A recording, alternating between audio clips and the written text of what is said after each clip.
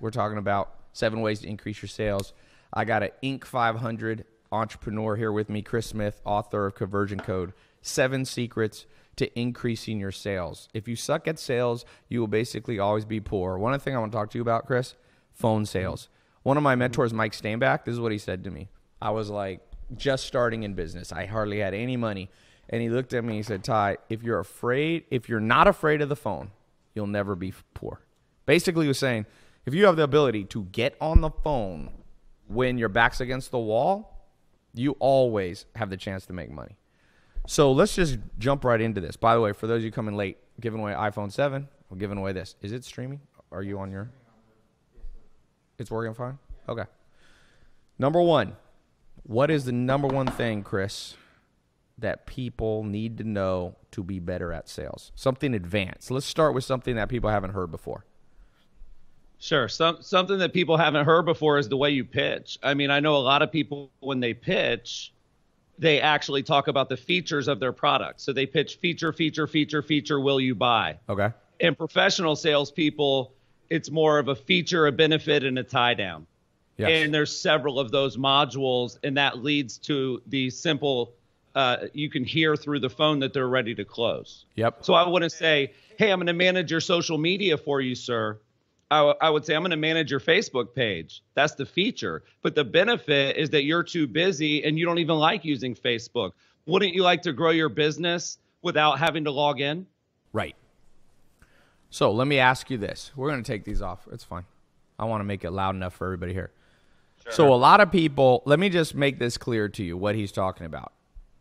Feature is how your product accomplishes the goal. So like a feature is like you're selling a car and you're like, it's 500 horsepower.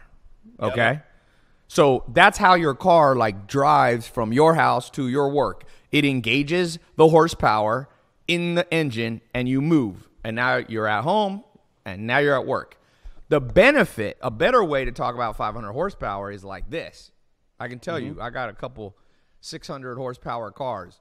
If you say to a dude, let's say there's a 25-year-old guy comes into a Lamborghini dealership and you say, dude, wait till you see girls' faces when you roll up to the club in this Lambo and they hear that engine. That is a benefit. 500 horsepower is not a benefit until you translate it. You have to, so you got to think of yourself in sales as like a translator between the feature, the 500 horsepower, and what there's that old saying, what have you done for me lately? Like, what will 500 horsepower do for you lately? And I can tell you this, it will get you a lot of looks. If your goal is to have looks, trust me, I'm down here in San Diego. I brought the Aventador. It has 692 horsepower, almost 700. And I went out to a club in downtown San Diego called Omnia.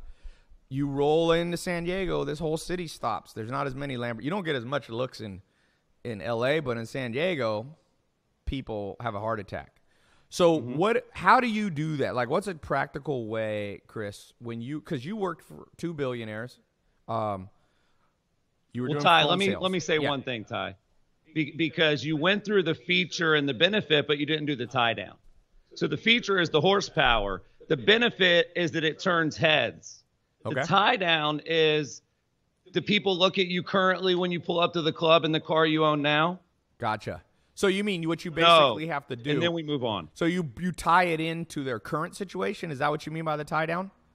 Absolutely. You've got to get them to literally say they agree with the point you made. Feature benefit tie down is, here's what it is. Here's what it does for you. Do you agree? So it's actually them consciously saying, I agree with this. Absolutely. Hey, we're going to put your home on Zillow. And I know she's a real estate agent. We're going to put your home on Zillow. That's the feature. The benefit is there's 120 million unique visitors a month. Right. And that the homes on Zillow sell faster and for more money. Yes. You don't want to take it a long time to sell your home, do you? Yeah. Right. Sell at the highest dollar amount, the shortest amount of time. You got to tie them down, Ty, because if you wait till the end and say, will you buy, and you don't get those little tie downs throughout, you're not going to like the answer that you get. What about a tie down? So we're talking about sales for those of you joining, 7 Secrets to Selling. Chris Smith, he said the first thing is you can't just sell what your product does. You have to tie it into how it's going to benefit them. But then you have to do something literally called a tie down. So is a tie down getting them to admit their current situation sucks? Or is that something different? Sort of, yeah. It depends on the feature you're pitching, right? So it could be that, but it could just be getting them to agree they like what they heard. So you're going to have 500 horsepower. It's going to get the heads turning. Won't that be a nice feeling? Yes. So it doesn't have to beat up their current situation. I just want them to shake their head or say absolutely before I go to the next So feature. let's talk about that for a second. What power do you put to the concept of tearing down their current situation? Because some people don't know what they don't know. So you have to like say, for example, if you go up to somebody with, let's say, about a Lamborghini, and you say, wouldn't a Lamborghini be awesome? You're selling Lamborghinis. Look at the features. Look at the benefits. People are going to say yes, but they've never experienced it. So they don't. So what I would add to that, if I said to them, listen, dude, when you're rolling up in your current Mazda Miata, like girls actually go, what a loser. I mean, I wouldn't actually say that, but I'm just saying if I was a car sale, if I was a what used you're car doing, salesman, Ty, is there's times where you cross-segment it with fear. There are definitely like the way I say it in my book is that sometimes bruises work better than bells and whistles. Okay. So when do you know whether to bring fear in versus, reward and being upbeat and being, when should you be negative when you're doing sales? Do you balance it? Well, I would have been gathering a lot of information prior to pitching. So I would have been digging deep and learning their situation and figuring out, what they're into, what they're afraid of. I kind of jumped to the pitch, and I think that's what most people screw up on. They don't realize there's a lot of things leading up to when you start the pitch. Yeah. And so like the science of sales, my first week in the boiler room at Lou Pearlman's company, the coach came in and he was just like Alec Baldwin from Glengarry Glen Ross. He was like, my watch costs more than your car. And I'm like, dude, I don't even have a car. You know what I mean? I was broke. So he went in and he said, your job is simple. Your job is to get people more emotionally excited than the cost during the time you have their attention. But Ty, remember, a lot of the first conversations nowadays happen digitally. So we get the lead online. We get the lead through Snapchat, Twitter, Instagram, or some kind of funnel, but we're on the phone. So the thing I learned from Dan Gilbert was that when you're on the phone, like it doesn't matter if your tone's not great. 55% of how humans communicate is physiology. They see each other. They nod. Erica looks trustworthy. If I was sitting with her in her car or at a listing presentation, half of how I would understand her would be tone and body. It would be body language. So on the phone, sadly, 7% of how people communicate is words. 38% is tone. So what Dan Gilbert taught us at Quicken Loans, that it's not as much about what you say as how you say it. So you combine a great tone with a great pitch, and that's when the magic happens. One thing, so I'm going to throw out step number 2 in my experience. I did a ton of phone sales. We're talking about how to increase your phone sales and in-person sales and marketing. Welcome, Facebook, by the way. We finally got you working. Giving away cash. Stay to the end. I'm giving away an iPhone 7. You got to know the details of what we're talking about. I'm with Chris Smith. He's the founder of Curator, which is an Inc. 500 fastest growing company in America. He wrote a best-selling book called Conversion Code, which is awesome, and that I tracked him down after I read the book. So just so you guys know, with books, sometimes people are like, oh, Ty's trying to sell this guy's book, and this guy's paying him. He's not paying me, but you can pay me if you want. If you want to send me, a check. I accept American Express, Visa, but he's not paying me. I thought you liked PayPal. I'll take PayPal, Venmo. You can send me Bitcoin, crypto, Ether, whatever you have. But I basically find books that I like, and then I reach out to the authors. So this author is not somebody who solicited me. I just want you to know that because we live in a highly cynical world. Erica here is a little cynical. You are cynical. Ty made me take a personality test. I had her take a personality test. She's highly Machiavellian. Not the worst I've ever seen. But okay, so here's tip number 2. Tip number 1, be very careful, feature benefits, and you have to hit them with benefits and what Chris called the tie down. This is one thing I found with phone sales. If you call somebody and you sound too scripted, too automated, too formal, I'll just give you an example. If I call you up, if you got a phone call and it's like, hi, this is Ty Lopez. I have a, podcast, and I would love you to come listen to it. It's on at 4 p.m. Like that just, nobody, that one needs to be adjusted. That nobody on this planet is going to really go, I'm very happy that I'm on this call. So what I try to do is I call them, don't be afraid to say I used to train people, and I would say the clever use of ums. You can call people and like, hey, this is Ty, and I saw you submitted a form online, and I just, I thought maybe I'd give you a call. Like, what's going on? That genuine approach works so much better than any other sales tactic. Like, my number one, you gave your number. My number one is sound like you're having coffee with them, and you've known them for 10 years. If you can create sales system, even marketing, if you guys watch my YouTube videos, like I don't read a teleprompter. I say Like sometimes my dogs run through. Sometimes one of my most viral videos, I'm doing a little tour of my house, and one of my assistants opened the front door, I was opening the front door to walk out, and she was standing there. And I was like, oh, what are you doing here, Marna? And people love that because they were like, oh, this is literally Ty, literally just walking around his house. It's not him creating a formal Hollywood set or anything like that. So I think that is of the utmost importance with sales. What did you do to create a genuine environment when you were selling, Chris? Well, it was very easy for me, Ty, because I'm from a place called Polk County. I mean, the acronym people make fun of us is that it's people of little knowledge. I talk slow.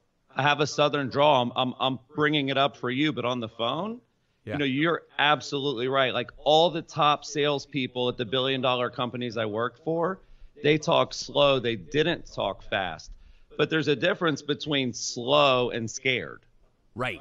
But I think your pace, your opening, your tone, you want to sound friendly and smart and nice and kind. And what's funny is people practice sales face to face. Like when I hire a salesperson, I would never meet them face to face. I know within 10 to 15 seconds of them getting on the phone if I would hear them out, which is what you just said. Yeah. Somebody said most rich, wealthy people don't speak proper English. I don't know if that's true, but I do. Someone said Polk County, that's the home of Publix. Is that where Publix is from? You got some fans. Is Polk County in Midwest? It's right in between Tampa and Orlando. It's kind of the cow pasture in between. Okay. I did not know that. So you're from Cowtown. Exactly. Orange groves, cow pastures. And you're not afraid to act. And being from a real small place, of course, you want to get out, and sales was really the best path for me. But you're not afraid I went to Florida be State, a but I country got a bumpkin. sociology degree. Right. I didn't know what to do with that. I went out and tried to be famous in Hollywood, and I was like you just said, hi, this is Chris, trying to do the script. I sucked at it. So once I got in the boiler room and I got into sales, that was my calling. Yeah. And you said about the billionaires, 70% of billionaires started in sales. Well, 100% of great salespeople make more than great marketing people. Yes. So, okay, question for you. How do you see the difference between sales and marketing? Because I do marketing and I do sales. So what's the difference for somebody listening? Well, the difference is that if marketers had to call leads, they would fire themselves. It's a challenge. There has to start with a fundamental respect. Salespeople are terrible marketers, and marketers are terrible salespeople. So because I started with like these boiler rooms where you get 100 leads a day, I didn't necessarily want to create that environment for my team. So great, people say all the time, of course, I'm sure you get this, like a great product should sell itself. Well, Lamborghinis have salespeople at the lot. Tesla's got a guy standing there because it's not always about selling people. It's about guiding them through the buying process. Now, some of the stuff you sell, Ty, you can send them straight to the cart because it's a couple $100 or $1,000. But when you're trying to get someone to let you manage their social for $1,000 a month or a couple thousand a month, that might not be a one-call close. Right. Yeah, most good salespeople create funnels, meaning you have somebody you talk to the first time, and it goes all the way down to the close. It's, again, I'm telling you, for everybody listening who's dated before, the best analogy of a good salesperson is somebody who's good at getting somebody's phone number.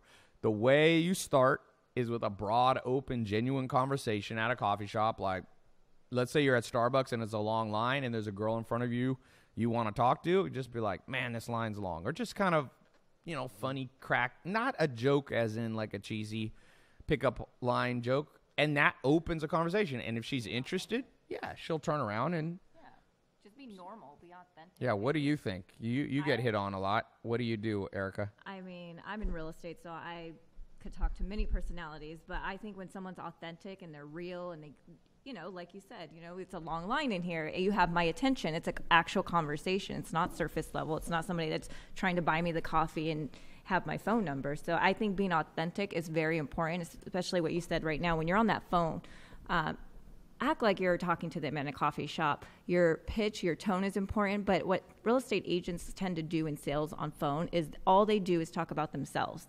I can do this. I'm a top producer. I can do that, but it's no benefit to the client. So I think you have to listen more and keep your mouth a little bit quieter. And when you do speak, you ask the right and appropriate questions for that client that's going to be a benefit to them. So I think a lot of agents do that about me, yeah, and most not enough real about estate the client. agents are idiots.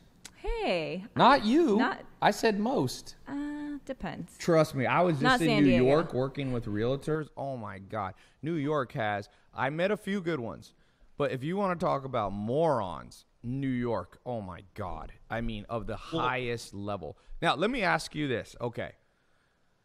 And we'll go to point number 3, specifically on phone sales and using the phone. I thought this was one of the best chapters in your book, The Conversion Code. When you talked about this diagram of how much more response when you call people within 5 minutes. It was like, 100 times better response. If somebody submits a lead online on your website and you contact them like 3 minutes later versus 2 hours later, it's like 100 times better. Wasn't it 100x or something like that? Yeah, it's 100x between minute 5 and minute 30. So we say speed kills, right? Time destroys all things. Yeah. The marketing team worked really hard to get that person to fill out that form. So when it happens, you've got to jump on it. You've got to go all in. And the difference is 100x, minute 5 to minute 30. But worse than that, Ty, is that the companies that actually follow up with every lead they get, the median response time is almost 4 hours. Huh. And here's the craziest one. 47% of internet leads are never followed up with once. Yeah, exactly. But what we learned at Quicken and all the other companies is 50% of internet leads choose the first person they have a meaningful conversation with. Huh. Now, let me say one last thing about real estate agents, because I work with them. But we work with the top agents in the world. It's sort of the gift and the curse that a lot of them suck. Like, if you were in the NBA, wouldn't you be glad if the other 5 guys on their team suck? Right. Like, that makes you better. So it's kind of cool to be in an industry where actually communicating quickly, having great marketing, being really friendly, and doing what you'll say is a differentiator. So it's frustrating that the bottom 90% of the industry is bad, but it's actually not. Yeah, there's I think you froze a little bit. Oh, there you are. Well, you're back. One of the things that Warren Buffett and Charlie Munger say, they say if it wasn't for the stupidity in the world, they wouldn't be so wealthy. So same thing in sales. Most of the salespeople, like I saw that you Snapchatted one of the things I shared about feeding the fat. You really should build comp plans for the top people, not the bottom people. Let's talk about that. So let's talk about, I think are we on number 4? 7 steps, we're on number 4. How do you, if you are an entrepreneur listening to this, or if you're thinking about eventually owning a company and you're going to hire some people to sell under you, because one of the best ways to create automated income is to not be the only salesperson selling whatever you want to sell. Have people working with you, for you. How do you compensate salespeople? Step number 4. What's the secret you've learned? The secret I've learned is that you have to make sure that your top rep makes more than the CEO. So if I'm the number 1 salesperson at Curator, my comp plan has to be better than the CEO's salary. Now, the CEO may have stock options and some other things, but you've got to, like, people come to me, Ty, and they ask the question, and it feels like they're trying to figure out how little they can pay the salespeople. And we just don't believe in that. So, like, we are at almost 20 million in ARR. in less than 5 years, and we had 2 reps that got us there. So you don't need to have a 100-person boiler room or a 3,000-person boiler room. But yeah, if you're afraid of the phone, find somebody that's not. If you'd rather be on Facebook than the phone, if you'd rather be with people and not pixels, then you need to find a guy that loves being on the phone. I mean, I've got a guy named Neil the Deal. I mean, he's Neil like, the Deal? you know, I watch Zach and Kate and some of your sidekicks, Ty, that blow up too. Neil the Deal, he's getting cheered on stage. He's building his own following. Darren and I go way back from a couple other sales jobs. So if you suck at sales, find somebody that doesn't. Find somebody that's passionate about you, about your vision, about your product, and you can remove yourself from that role. It was hard for me because the mindset, I'm sure Eric has thought about this, no one's going to be as good at this as me. Well, that's true, but when you're an entrepreneur, you've got a lot of other shit to do. You know what I'm saying? So it's like, okay, I know he might not be as good at me now, but what if Neil only sells all day and you're doing all this other stuff? Eventually they're better than you. And by the way, you get all your time back. Yeah. So let me ask you this. Would it be outrageous for a salesperson working for a company, if you were building a new company or advising a company, what would you like in an ideal range, US dollars, a salesman to make, your top salesman? We talking 200 grand a year, 500, 1 million? What's kind of a ballpark? Yeah, I'll tell you right now, our guys make a little less than 30,000 guaranteed. It's like 500 to 700 a week. But again, we don't have a bunch of people, so we don't have a lot of the bottom reps. But my number 1 rep makes about 220. My number 2 rep makes about 190. And my number 3 rep will make about 150. We're trying to be like the Warriors. We want to be a super team. You know what I'm saying? We don't want to be rebuilding with all these people that suck. Like, we don't hire 10 and hope 2 work out. So, you know, great advice with sales is hire slow and fire fast. You've got to be patient with who you bring on, but you've got to be willing to cut the cord if it's not working out. It's not going to take that long to figure it out. Well, I keep turning it up and you're turning it down. One of my friends, he built a trucking company. He sold it for, I think, at least $200 to $400 million. He sold it for. He had sales guys. He said he had 500 sales guys. And his top guy was making $600,000 a year, and he said he had a lot of guys making $500 to $600. And I'll just go back to one of the great financial advisors of all time, a mentor of Warren Buffett. His name was Benjamin Graham. He wrote the book The Intelligent Investor. He kind of pioneered modern investing theory. He told Warren Buffett, he said, it's almost impossible to overpay a good person. Almost impossible.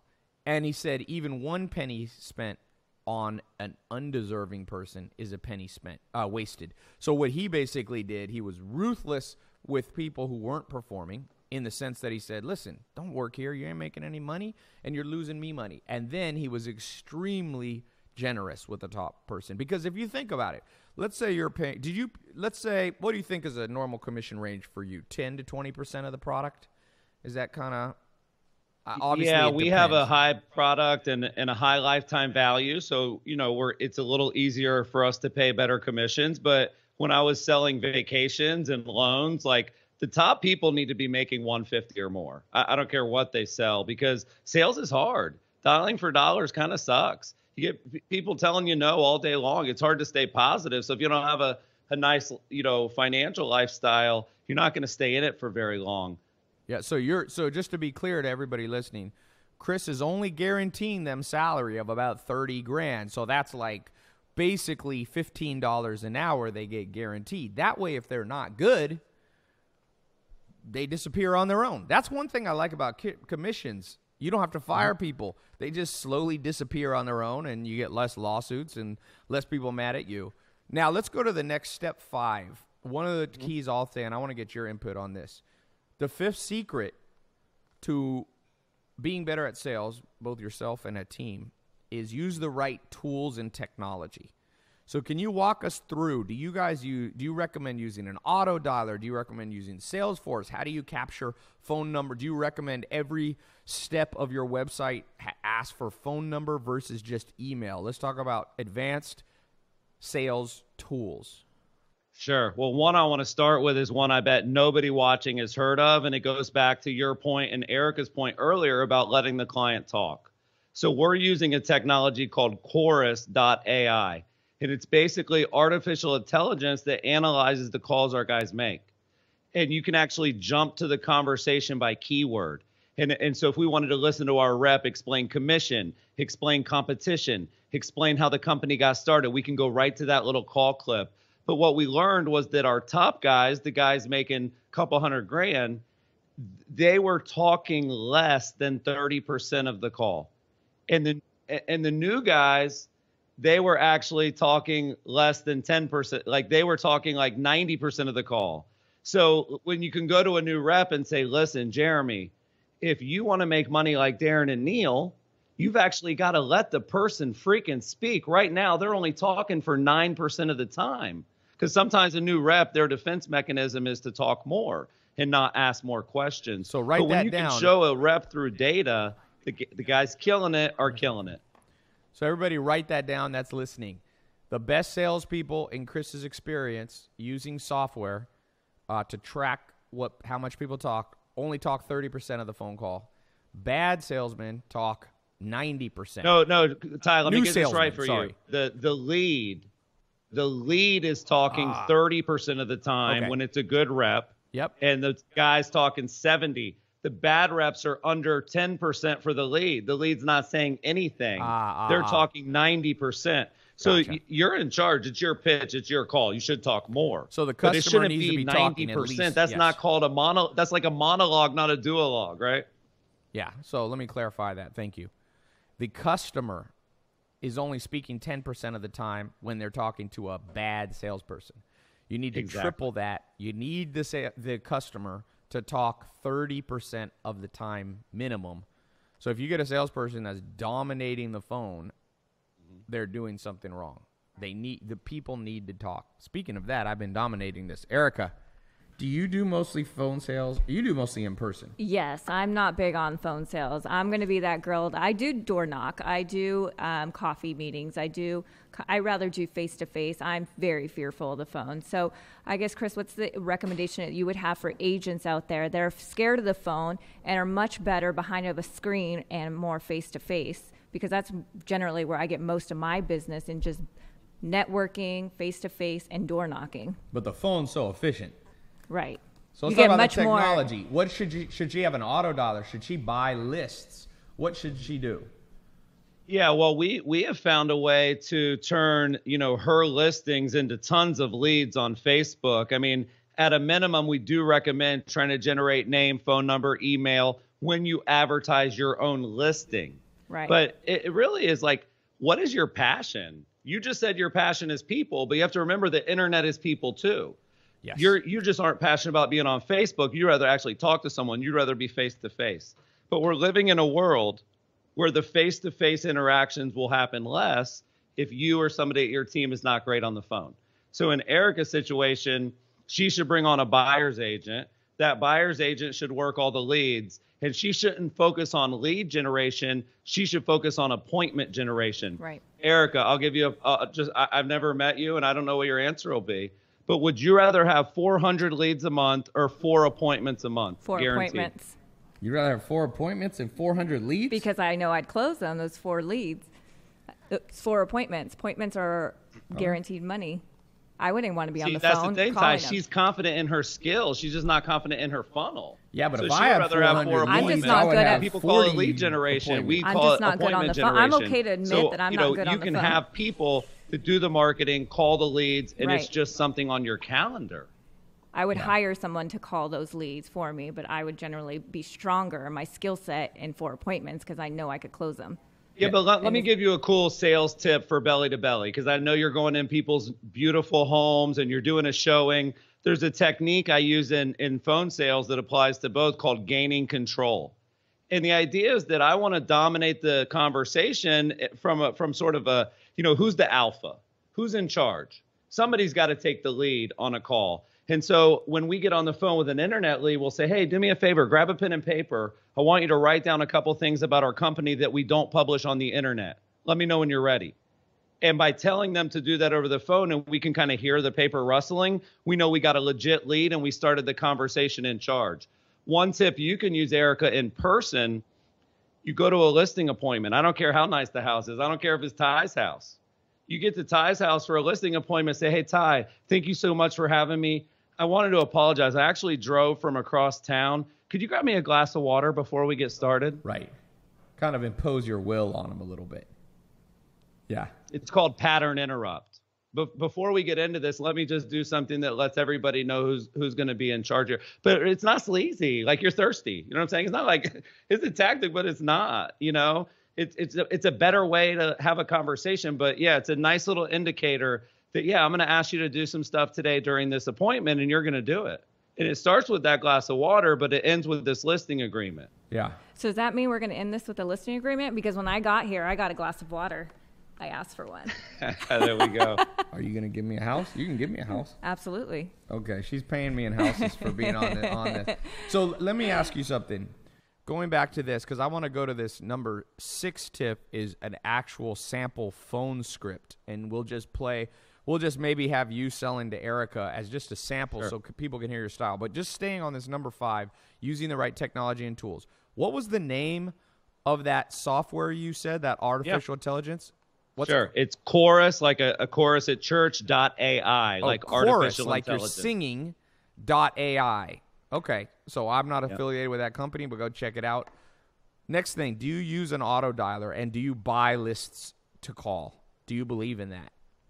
We personally don't, because we do great marketing and inbound marketing, but a lot of successful real estate agents and companies do buy lists. And do you as a cold or call, we don't believe in cold calling. We think the internet allows you to warm people up. So how do you get warm leads? Because a website is technology. Mm-hmm. So you have a website. Is it on your home page that you have a list where you say, what do you say to get them to put their phone number? Because people don't like to put their phone number and email in because they think you're going to spam them. So, like, how do you beat that mentality and actually get people to listen to you? I mean, it's basically things that have always worked in sales, like scarcity, exclusivity. So if I were Erica and I had a listing coming on the market and I wanted to generate a lot of accurate phone numbers for it, I would actually do the ad on Facebook before it went in the MLS and before it was on Zillow. And that's exactly what I'm doing. And I would basically play that up, that like for the next 3 days, the only place you can get information about this listing is on Facebook. And here's a bunch of info and here's a bunch of pictures. But if you actually want the location and you actually want to know the price, I need you to fill out that form.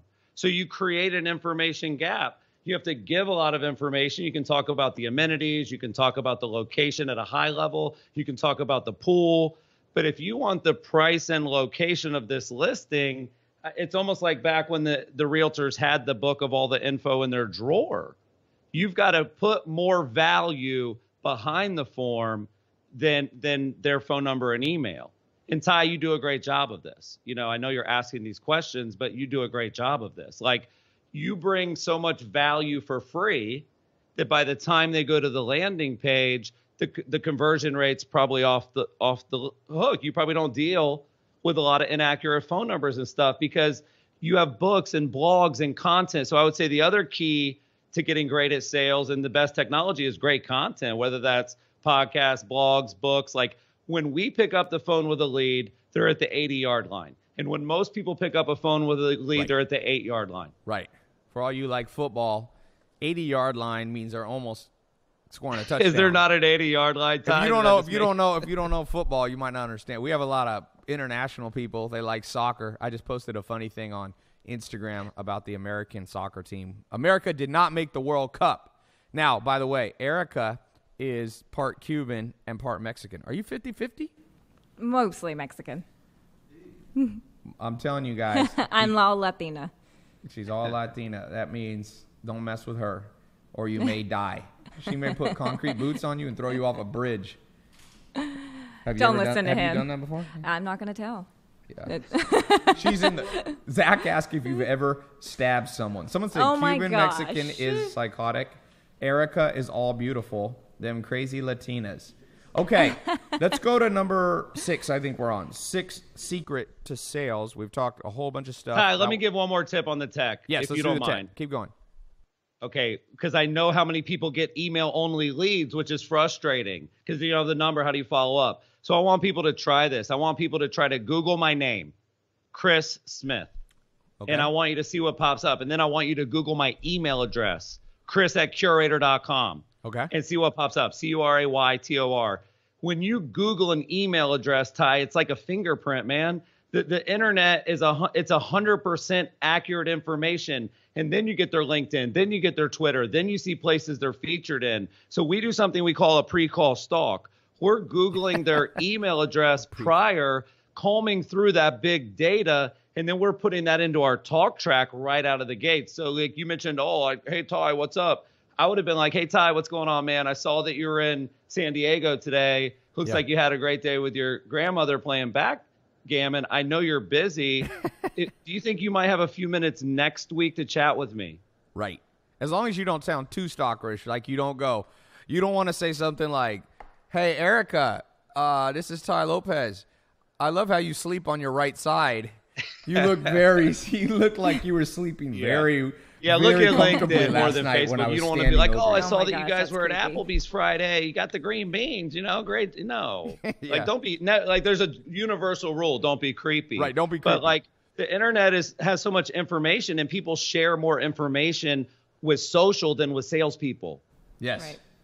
So let me ask you this. You talked about talk track. Do you use Salesforce so you have a lead in the system when you call Erica? You've done your little research before, the mini stock, you called it, and you pull up and you're like, Erica, she is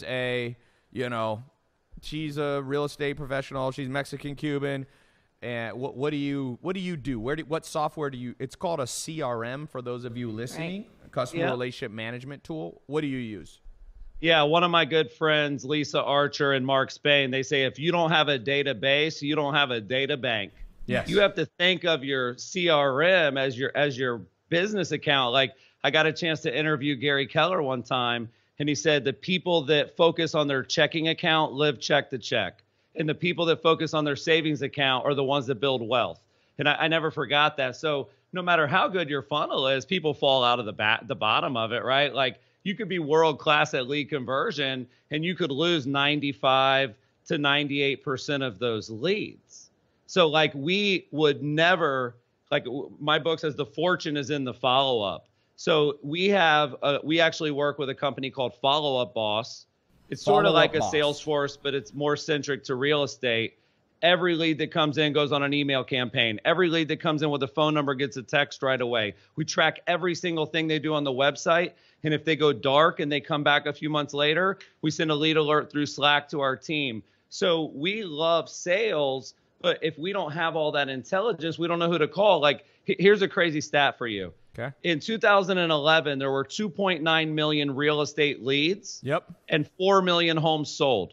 Huh. 5 years later, there were 60 million leads, and there were still 5 million homes sold. So you now get so many more leads than real leads that you got to filter through that. And that's where the technology, that's where the automation, the Salesforce, Infusionsoft, HubSpot, Follow-Up Boss, Curator, whatever you want to call it, you've got to have the back-end systems. Nobody pours water in a leaky bucket, and that's what those do. They keep those leads from going dark on you. Yeah, so many. Again, going back to the analogy, you want to be better at sales, use the dating analogy. Very rare has a man ever walked up to a girl and said, do you want to marry me? And she said yes. If she says yes, she's kind of cuckoo and you don't want to marry her. You have to have a system to follow up. So you meet them. You get their phone number. That's your website. You get their phone number. You generate it. You create good content. You got good videos. You got blog articles. You have vlogs. People go, ooh, okay, this Ty guy or Erica or Chris, they know what they're talking about. And you entice them with some giveaway, some value give, some PDF that you're giving them that if they put their email, phone number in, now you generate the lead. Now, the next thing is it needs to go into a real system, because if you just get a girl's phone number at Starbucks and you forget to save the contact in your phone, every guy's done that. I've done that before. And I'm like looking through my phone like, what was that damn girl's name? Like, I forgot. Like, and you're like scrolling through. Your phone has something called a database. We call it contacts.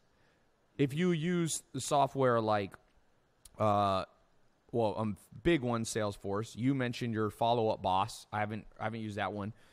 Now they're stored forever. In 20 years, you can come back, and some people especially if you're selling houses, Right. they're not ready to buy every day or sell every day. You want to keep in touch with them. They call this, Joel Salatin, my first mentor, called this relationship marketing.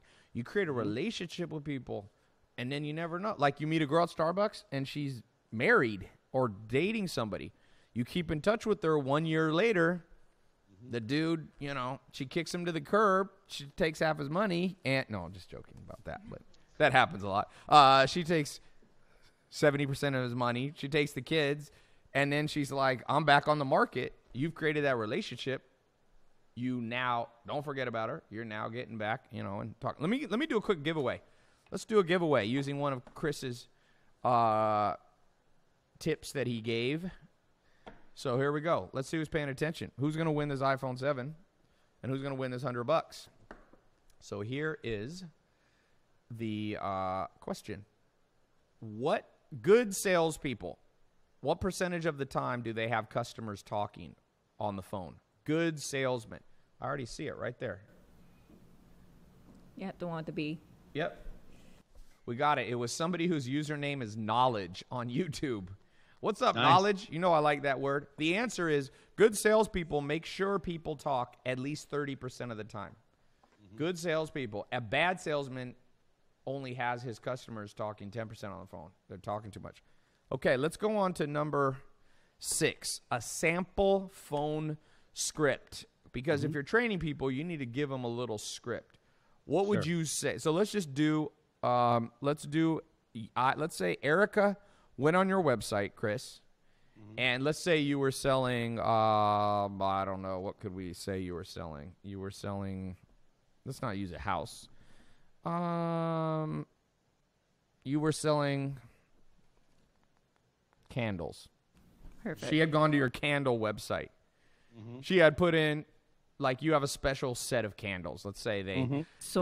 Candles. What'd you say? Soy candles. That's a special kind of Okay, candle. soy candles. You specialize. Okay. Let's say she does weddings. Okay, so she buys like 1,000 candles at a time, and you're a candle wholesaler. You have soy candles. What do you? So she put a lead in. You explained it on your website, soycandles.com.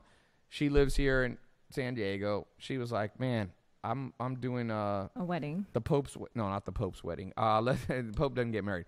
I'm doing Mark Zuckerberg's wedding. No, Mark Zuckerberg's Elon Musk. Elon Musk's wedding. And Elon Musk is like, make sure it's a very Japanese, eco-friendly wedding. So she goes to your site. She puts in her name, Erica. She says, I want 1,000 candles for Elon Musk's birthday. I mean, wedding. God damn it. Pardon my French. It's wedding. You It's said a wedding. Yeah, Thank you, you said Erica. it was a wedding. Yeah, he needs 1,000 candles for his cake. You get on the phone with her. What do you say? Sure.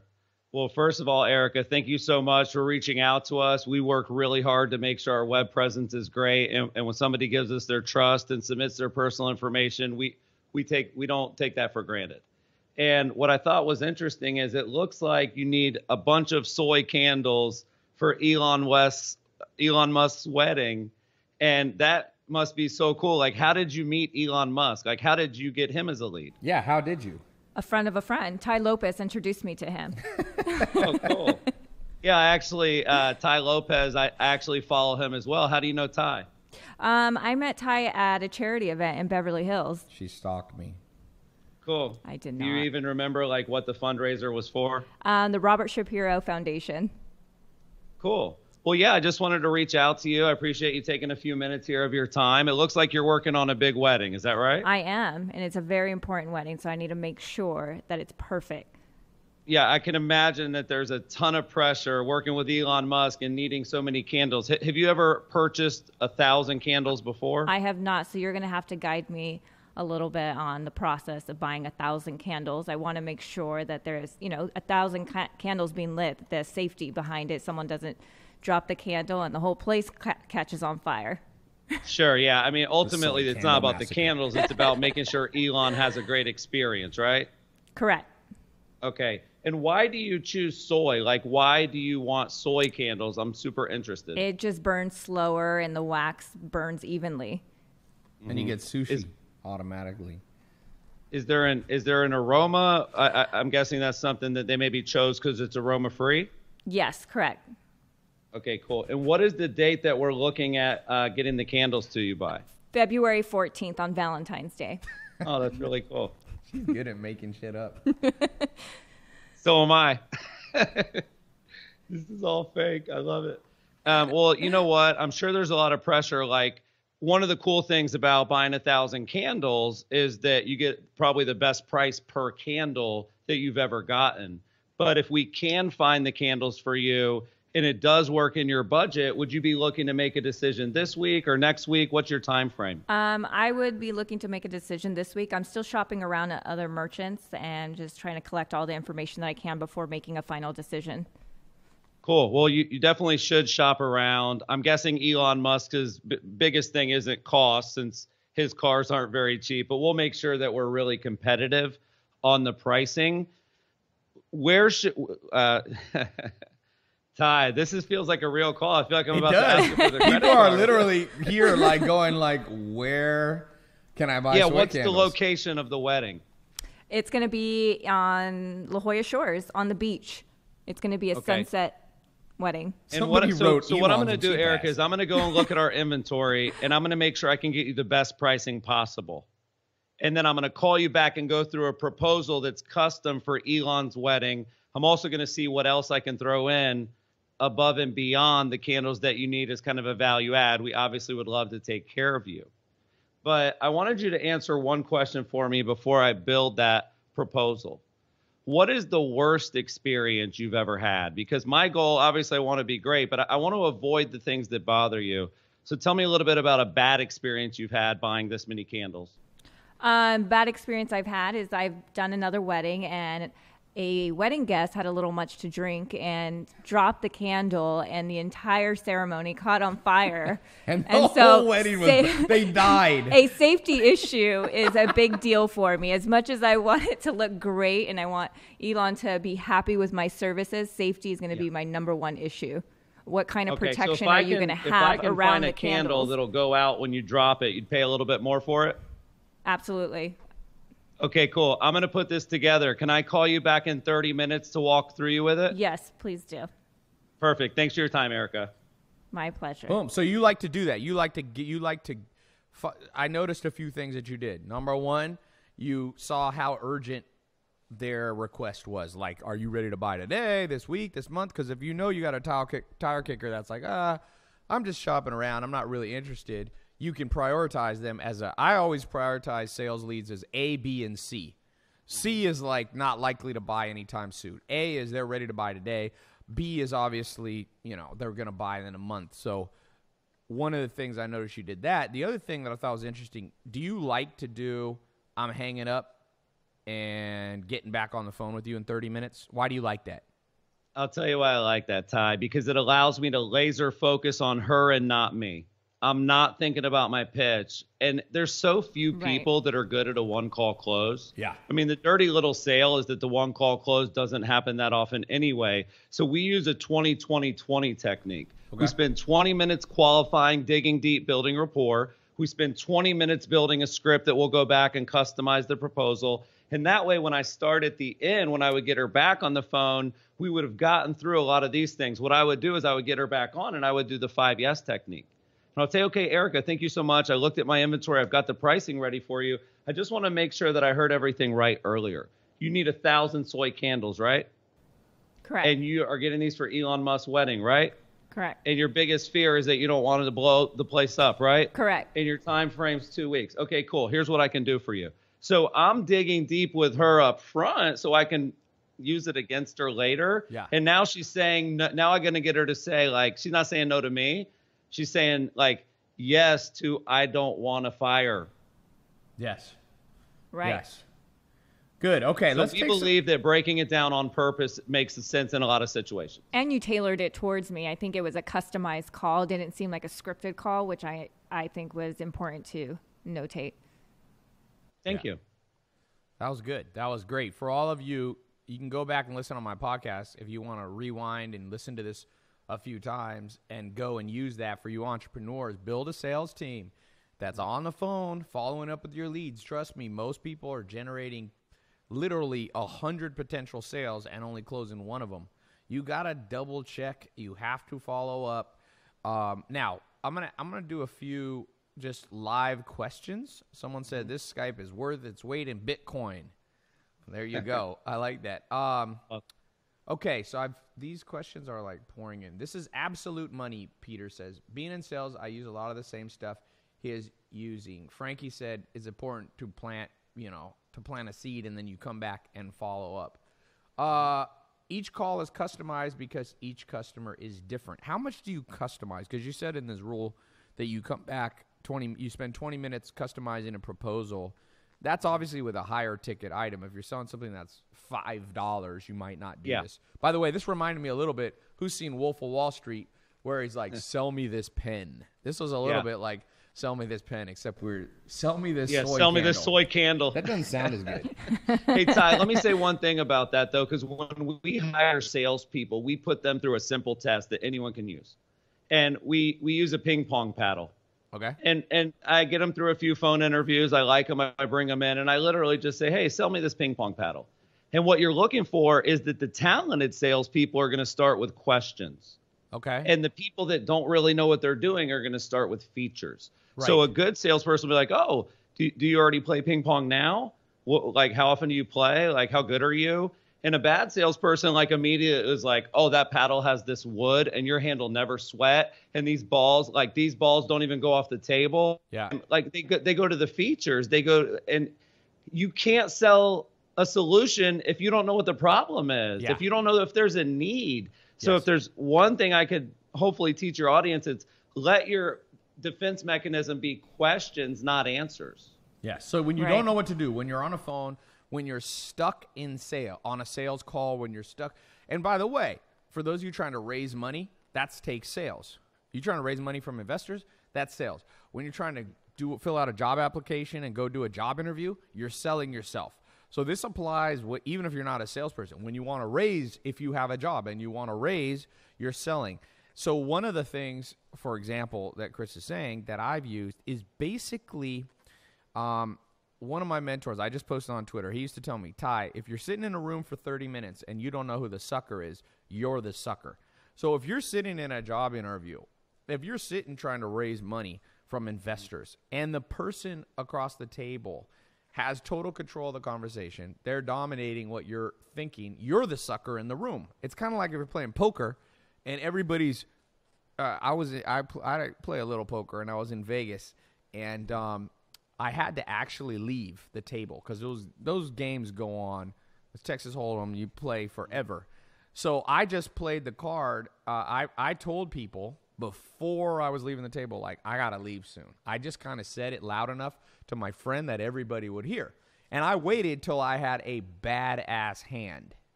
Okay? I didn't immediately leave the table. I was like, I'm going to leave in the next 30 minutes. I forget what hand I got, but it was a great hand. And I basically just went, I got to go, guys. And I went all in. And like people, normally when you go all in like that, people think that I have a good hand. I don't bluff that much. But so this time people thought I was bluffing and I was going all in just because I had to go back to the room. But I wasn't. Sure. And I took basically the whole table's money.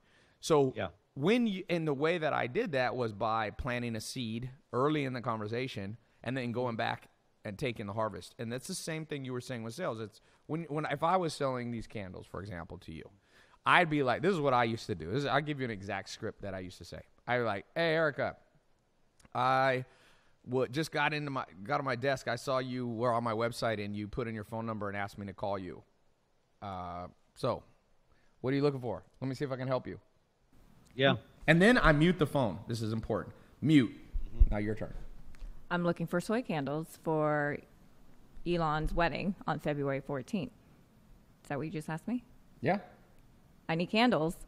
Can you get me some candles? Now, here's the key part. Keep the mute on because they'll keep talking and they'll give away their hand. So I just keep it on mute. And 99% of the time, they don't hang up. What they'll do is they'll go, keep talking. Yeah. Keep So talking. I'm on mute. Ty, are you there? Oh, yeah, I'm just listening. Okay, I need Yep. 1,000 candles by February 14th. I need them to be soy because I like the way they burn. And it's going to be on a beach wedding, and there's going to be about 500 people. So I want to make sure that you can accommodate this. Is that something that you can do? So now, just a little key point. The sucker in the room switched to her because she just revealed all her stuff because people hate silence on the phone. I promise you, they won't hang up on you. Out of 100 people you do that to, 99 will tell you their whole life story.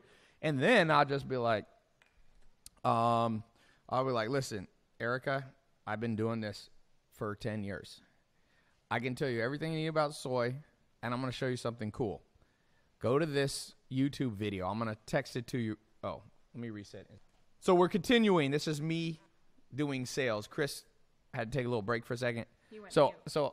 what? He went mute on you. He went mute. So I basically muted the phone. I'm pretending I'm selling to Erica. And she just told me everything because people hate silence. Let them talk. The more they talk, the more they become the sucker in the room. Not that you're trying to take advantage of people, but you're trying to be good at what you do, which is sell. So I would basically be like, check out this YouTube video. It's got 2 million views. It's me doing the largest soy candle wedding in history. I lit up the Vatican for the Pope, and I put 60,000 soy candles, and the Pope gave me an award that said Ty is the #1 soy candle person in the world. And how many do you need? 1,000. Child's play. I'll take care of this. I got you. So those different frames, by the way. You see me doing a sale. That's what you call an authority frame. There's many frames. I got a lot of tricks on my sleeve when it comes to frame. I would basically listen to what she said. I could tell she's a newbie to the world of soy candles. So I would use an authority play. When I was talking to her, she said to me, "Oh, Ty, listen, every week for the last 10 years, I've been doing soy candle weddings. My old supplier pissed me off because he hit on me and asked me out. He's creepy. He told me he likes that I sleep on my right side because he implanted a camera above my bed. So I'm switching vendors." Now, when I talked to her and I heard that situation, I wouldn't use the authority frame because she is an authority. So then you might want to find a different frame, a pricing frame, like, well, how much did you used to pay? And if she goes, $1 a candle, go, well, I could probably do it for 70 cents. That's a pricing discount frame. It's not my favorite frame, but it works for Walmart. Like Walmart's whole frame to the world is like we're cheap. So is Amazon's. Amazon is cheapest play to buy most things. That's why they're putting Best Buy out of business. So know your frames. That's more advanced. Let's go to this last point here to wrap up. We're saving the best for last. By the way, I'm giving away this iPhone 7. Step number 7, or secret number 7 to be a master of sales. If right now, Chris, this is your last day on earth, and you had to leave one paragraph or less, 3-4 sentences for your kids or for the world of the ultimate manifesto of sales, not Communist Manifesto, not Karl Marx, what would your manifesto of sales be? I'm with, for those of you who came in later, I'm with Chris Smith. He wrote the Conversion Code. He is the co-founder of Curator, which is a top Inc. 500 fastest growing company. He's done sales for 2 billionaires in his past life. Now he's out teaching. He had a badass book. I saw it when I was flying, actually, from San Diego back to L.A., and I told my staff, get this guy on my podcast, get this guy on my live stream. So this is the final thing. The most gangster manifesto on sales in 3 sentences. Sure. The first part of the manifesto is that you have to have a black lab mindset. You have to have the most excited, positive mental attitude on the planet. Like if somebody serves me a subpoena or brings me a great package, my Great Dane gets equally excited. Huh. And in sales, you deal with so much rejection that it starts with having a positive mental attitude and enthusiasm. My coach at Lou Pearlman's company, billionaire, discovered NSYNC, Backstreet, and Britney Spears. He went in and he said, guys, you don't even need to know what to say. What you need is enthusiasm. And if you look at that word and you draw a bracket around IASM, he said that actually is an acronym for I am sold myself. So if you don't have that black lab mindset and that enthusiasm every day, you're not going to be legendary in sales. So enthusiasm, going out, getting people. Yeah, because you know, one thing I've learned, I'm a pretty logical person, or at least I've always thought I am. You know, I've always thought of myself as logical. But the older I get, the more experience I get, I realize here's really, and this is my manifesto, not just for sales, but for understanding people. Humans are not logical. I don't care if you look at Stephen Hawking's life, the man's done illogical things. Okay, he left his wife, and that's an emotional thing. He left his wife for his nurse or something like that. It's not a highly logical thing. It's he followed his heart. I'm in love with this new woman. So even the greatest, most genius people I've met aren't that logical. So my manifesto would say, people buy vibes. They buy vibes. They go off vibes. Guys who are good with women walking up to them at a coffee shop, it's not what they say. It's not a pickup line. Women aren't logical. Men aren't logical either, by the way. So you don't just go up to a woman and be like, you know why you should date me? I am 6'2", blonde hair, blue eyes. I've got a great resume. I make $150,000 a year, or whatever. Guys say stupid stuff like that. What gets a girl is she vibes with you. Your vibe, she's like, that's my type. That's what they call chemistry. And when it comes to sales, it's the exact same thing. You're not going to close every sale. Right. You're going to get on the phone with some people. They're not going to like your vibe. Get off the phone and move on. There's another, like they say about fish in the sea. Same with sales. There's a lot of fish out there. There's about $100 trillion floating around this planet. Trillion. A lot of that's going through salespeople. You miss $1 trillion, there's still 50 to 100 other $1 trillion. That's 1,000 billion or a million floating around this thing. So watch your vibe. This lines up with what you say. Just listen. This is how you sound to most people. I've learned this because I do YouTube videos where I talk a lot. This is how people perceive it. So it's more like this. Oh, people like that vibe. That's enthusiastic vibe. Forget what you're saying. I could literally make a YouTube video and be like, dude, I have found the greatest opportunity. I've made money online. I'm going to show you guys how to make money online. Soy candles is badass. Join my new program. And I promise you, people would be signing up for it, even though it makes no logical sense. I don't even know if did you make up soy candles? I totally made that up. Yeah, it doesn't even exist. But if people like my vibe, they go, I'm buying. Now, I could have the most logical thing that's going to make you money. If I just talk like, it would be great. One of the ways that you make money is you invest real estate, invest in real estate. It's made more millionaires than anybody in America. Real estate. Oh. It's like that vibe, people are just gone. They're like, this dude, even if they believe that real estate sells, they're not going to, real estate makes millionaires. They ain't buying it from you. That's why it's a vibe game. Sales is a vibe game, man. Well, I asked my top sales guy one time, I said, what's your favorite thing you ever sold? He said, me. It's the only thing I ever sold. Yes, exactly. Yeah, you want to raise investment. You want to date a girl. You want to get more people buying your product. Do they buy into you at a personal level, man? Personal level. You know why Erica's sitting right next to me right now? Why Chris is sitting next to me virtually is because when we reached out to him, and I didn't even do it, my staff reached out to Chris. They did it in such a way that he bought in. He's like, yeah, I'll go sit and talk to Ty for an hour and 8 minutes. We've been going. Erica, she was here. We were just talking upstairs. I'm like, you want to be on my podcast? And the vibe of how I said it, because I didn't even tell you what it was. No, I had no idea what to expect. She was very nervous, but the way I gave the vibe, like, for example, you could say to a girl, like, oh, man, I got to go do my podcast. You want to be on that? And she's going to be like, hell no. This sounds like I'm setting myself up for disaster. I'd be like, but if I'm just like, oh, dude, this is what I said. I was like, oh, I got to go do my podcast. You want to be on it? Like, there's no logic, no explanation, no name, no what we're doing. But the way that I talked about it, she goes, yeah, I'm in. And so that works. And I promise you, let me just end with this little bonus point. and then I want to give away this iPhone 7. Not everyone can vibe with you.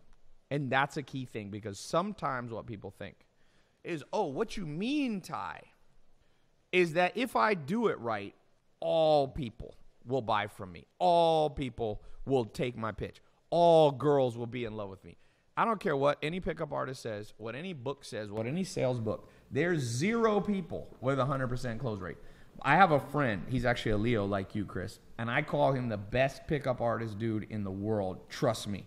This guy, I've been out with dudes that do well with women. This guy is gladiator, like Don Pablo Escobar of picking up women, okay? And I asked him once, his name, well, I won't say his name. He got married and didn't want me to say his name. He didn't want his wife to know. But he basically said to me, oh yeah, Ty, I get 50% of girls' phone number that I ask. And I was like, wait a sec, the best dude in the world. Like, trust me, guys, I've been around, I used to own nightclubs, I've seen it all. This guy will destroy you. Don't leave him around your girlfriend. He's like a supermodel with super charisma, and he's not creepy, and he kills it. And even he is only 50%. One time I was out with him, I saw a girl punch him in the face. So I don't care who you are out there selling. Nobody closes all deals. So you have to have 2 things, and I'm going to add this, I said, as the bonus point. Thick skin. If you are weak-willed, if you get butt hurt, if you take everything personally, you're done. I don't care. You could have listened to all Chris's 7 points, all the powerful things in this episode. You ain't going to do jack shit, because all of it gets people self-destruct. They try all the techniques Chris talking about. They talk what I've talked about, and then one person's like, nah, I don't like you. Bye. And they're just you find them on the floor of the office. They're like meditating. You're like, what are you doing? They're like, somebody said no. I'm like, welcome to planet Earth, man. Welcome to planet Earth. So, Chris, thank you for being here. I want to just say one more time, can you hold up your book, Conversion Sure. Code? Yeah, man. This is an amazing book. Code. I'm not being paid to say this. I actually reached out to him first. Conversion Code by Chris Smith. It's a USA Today, Amazon, and Audible bestseller. It has a ton of... One cool thing, you were smart. You put a lot of diagrams in. And a lot of people don't read, but you read the diagrams. I read the whole book. You can read it in about... I'd say most people read it in about an hour, 1 to 2 hours, which is awesome, because some books are too long. You did it just the right length of time. It's dense. It's good. And, Chris, I got to have you back on, man. Well, I appreciate it. I'm going to be out in L.A. in December. I'd love to come do another class in person. Yeah, do a class in person. Where's the best place for people who want to learn more from you besides the book? Where should they go? Yeah, the best place to go is my company's website, Curaytor.com, Curaytor.com. They can connect with me and everything there. My email, I'm happy to give that out, Chris@Curaytor.com. Chris at Curator. It's hard to find Chris Smith on Instagram and Twitter. Yeah. But, I'm sure you guys will link me up or tag Curator me or is with a Y. Thanks for everyone. Curator with a Y. Chris at Curator. Curaytor.com, Inc. 500. We help small businesses grow faster, and we're growing pretty fast ourselves. We should have you do a little audit of my stuff. I'm sure you could help us. I was. I can't wait. Does Curator do sales coaching mostly, or overall like website convert? Like, what's your thing? Yeah, we look at 3 things. So the first section of the book is how to make sure you're capturing the most and highest quality leads. The second part is the systems that are following up to get you as many appointments as possible. The last part is actually the scripts and the phone stuff. So I know that you're a master of marketing, so I wanted to focus more on the phone sales. Yes. But you really can't crack the conversion code if all 3 of those are not in unison. So how about this? Why don't we do this challenge? I've got different companies. I got, obviously, Ty Lopez, my brand. I have Mentor Box. I've got a sleep company. I have my hand in many deals. You take one, maybe take Ty Lopez and take Mentor Box. I'll pay you, by the way. You don't have to do this for free. But if you get results, I'll publish the results that the increase in revenue and sales and we'll do a follow-up call to this in a month or two and say, all right, I hired Chris, and this is what happened. We got X% increase. You want to take that challenge? We'll get a lot of people. I'm happy to take that challenge. It won't be an if, it'll be a when. And here's the thing, Ty. Great funnels lead to great products and great people and great businesses. So I can't fix every funnel, but I could easily fix yours. It's not hardly broken anyway. One thing I will say is the biggest opportunity for your funnel, Ty, is design. Yes. Your funnels don't look as successful as you are, and I would love to help you fix that. Let's do it. Let's do it. Cool. Awesome. So thanks so much. Chris is going to fix my stuff. Hey, whenever you meet someone smart, all of you listening, go to them and say, how can you fix me? Don't go to people that are just going to kiss your butt, man. It's kind of like in The Office. Dwight Schrute is always kissing Michael Scott's butt. And it gets annoying, man. You want people that go and call you out. And if you're not being called out at least once a week with what you're doing financially, there's three potential reasons. One, you're a weak-willed sissy, basically. I'm not saying that in a negative, like, sexist kind of way, sissy. But I'm just saying you're, like, kind of weak. If you can't actively tell people, solicit people to make you smarter, you're basically an idiot. Weak idiot. Number two, you could be hanging around the wrong people. Like, you could be hanging out like some people purposely surround themselves with people dumber than themselves so that they feel good about themselves. Which leads me to number three. You could be proud. And proud people, their main goal in life is to reconfirm their theory of themselves about how awesome they are. Get called out. The more you're called out, as long as it's by qualified people, the wealthier you become. I've never seen that system fail. Like when I do jiu-jitsu or boxing, I'm bringing in coaches. Like my favorite thing with a coach, and I work with coaches when I travel, is a coach who looks at him like, oh man, wait, you're a blue belt and you don't know how to do this? Like, wait till I'm done with you, man. You're going to move up to a purple belt. Like I'm a blue belt, which is then next is purple, then brown, black. You don't want somebody who goes, oh man, you know how to do an armbar? You know how to do spider guard? Wow, that's amazing. Like that's your nightmare, is a trainer who's like totally impressed by you. So, Chris, yes, can I say one more thing, Ty? Yeah. Because you just sparked part of my manifesto. Yep. You have to always make sure you're learning more than you're earning. And that does get hard when you're Ty Lopez, when you're Inc. 500. But you have to do it on purpose, and that's what you do, Ty. You're going to always be able to chop down trees because your axe is always sharp. I love that. Yeah, that's the old saying, if you need to cut down a tree, spend like 5 hours, I forget what the number is, spend 5 hours sharpening the axe and 1 hour chopping down the tree versus what most people do. They don't sharpen their axe, and they spend 2 weeks hitting the tree, but it's so blunt. Their tool is blunt, and in this case, the tool is the mind. A sharp mind will always have money. There's a recession coming. Mark my words, in the next, who knows, 6 months, 12 months, 18 months, 24, could be longer, could be shorter. People who brain knows how to, is sharp, they're going to do just fine. And if you're not, you're going to be at the whim of the economy, the whim of the government. People you don't want to be at the whim of. You don't want, trust me, Donald Trump, Hillary, whoever you live, your prime minister, they're not going to save you. Save yourself. Save your family. Save your friends. So with that said, Chris, amazing, 1 hour and 18 minutes, man. We'll be in touch soon. Thanks, Ty. Keep in touch. Appreciate your time. We're going to take a quick still picture. Cool. Let's do it. Oh, I got to give away the phone. 3, Oh. 2, 1. Got it. Thank you. Okay, so let's give away this iPhone 7. Okay, here's the question. To somebody who has been listening, what was the number one tip Chris gave to improve your sales? What was number one on his list of 7? Don't be afraid of the phone. There, right there. That Fram on YouTube said features, benefits, the tie down. Very good memory. This is on YouTube, the winner. Congratulations. That was what he said. You got to understand how to speak about features, benefits, and tie the customer down. Sending you 128 gigabyte. This is like a, I don't know, $800 phone, maybe more.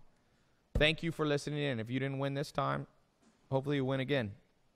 Oh, by the way, I got my test group open for another 7 days. If you want to learn how to make money online, I just recorded a 2-hour video. Let me get the link for you guys. Let me say it here. I got it here somewhere. Go check this out. It's pretty cool because I popped this up yesterday and people went crazy already. So for podcast, go to tylopez.com/make-money-online. Okay? For those of you listening in on replays, tylopez.com/make-money-online. I'll show you. I did a 2-hour training how you can take simple household items and sell them online. Chris, thank you, my man. We'll be in touch. Thanks, Ty. Keep up the good work. Talk to you soon. Bye, Chris.